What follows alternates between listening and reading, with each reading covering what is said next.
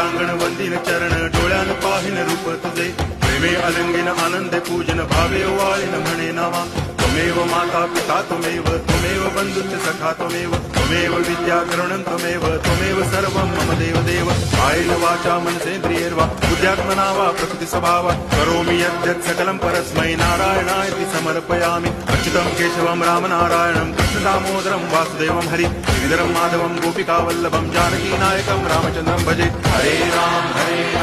Ram Ram Hare Hare Hare Krishna